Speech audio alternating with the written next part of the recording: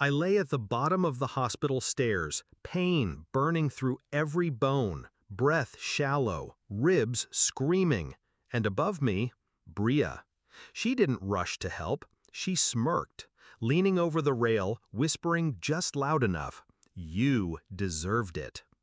When my parents arrived seconds later, they didn't look at me first. They wrapped their arms around her trembling shoulders. "It was an accident, right, Bria?" Her fake sobs filled the hallway. I tried to speak, but pain silenced me.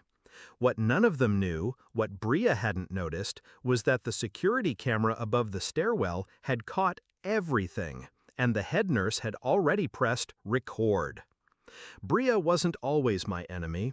Once she was my other half, my protector, my confidant. We were inseparable as kids, matching dresses, whispered secrets under blankets, promises to always take care of each other. But promises rot when envy takes root. By the time we were teenagers, her smiles had edges. Every achievement I earned became her shadow. Every time I rose, she found a way to pull me down. And our parents? They never saw it. To them, Bria was the fragile one, the misunderstood one, the one who needed protecting. I was strong, so I could be ignored. That was their mistake. I started noticing patterns years ago. My journal ripped apart, secrets I'd written weaponized against me. A boyfriend who suddenly changed his mind after a late-night conversation with Bria. Even my college acceptance sabotaged when she accidentally sent my essay file corrupted. And every time she cried her way out of blame. Every time my parents believed her. But the stairs? That wasn't sabotage. That was intent. That was Bria deciding I shouldn't get back up. The night after my fall, I lay in the hospital bed, body broken but mind razor sharp. The nurse came in quietly, eyes meeting mine with something close to pity. She handed me a flash drive. "Don't worry," she whispered, "we keep copies." On the screen, Bria's shove was undeniable. No stumble, no accident. Just her hand on my back, her smile following as I fell. For the first time, I didn't cry. I didn't scream. I didn't even feel rage. I felt clarity. I didn't go to the police. Not yet. I waited. Let her bask in her performance, the perfect sister by my bedside, holding my hand for our parents' benefit, whispering poison when no one else could hear. Maybe you won't walk again. Maybe they'll finally love me more. Her mistake? Believing I was powerless because I was lying flat. What she didn't see, the recorder in my nightstand. What she didn't know, every word she hissed was captured, time-stamped, undeniable. Weeks passed. My bones healed slowly, but my patience sharpened daily. I gathered everything.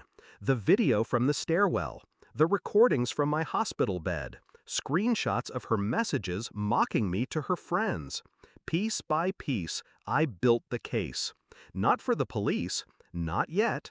First, I wanted her world to collapse exactly where she felt safest, at home. The confrontation came quietly. Family dinner, our parents glowing as Bria laughed at their side, playing the doting daughter. I set my phone on the table, pressed play. First, her laughter in the hospital room. "Maybe you won't walk again." Then, the stairwell footage, her hand shoving me, her smirk, her whisper. "You deserved it." Silence. My parents froze. Forks clattered against porcelain. Bria's face drained of color. She stammered, eyes wide, hands shaking. "That's fake. It's edited." I leaned forward, calm, deliberate. Security footage, hospital recordings, verified. Try again. It was almost poetic, watching her facade crack. All those years of lies unraveling in seconds. Her tears this time weren't convincing. They were frantic. Our parents didn't rush to hold her. They didn't comfort her. They looked at me, and for once, they believed me. I didn't scream, I didn't gloat, I simply stood, sliding the flash drive across the table toward them. You'll need this when the police call. They already have copies. Her scream followed me as I walked out, her begging, her denial. But it didn't matter anymore, because the world finally saw Bria for what she was. Justice doesn't always come with handcuffs.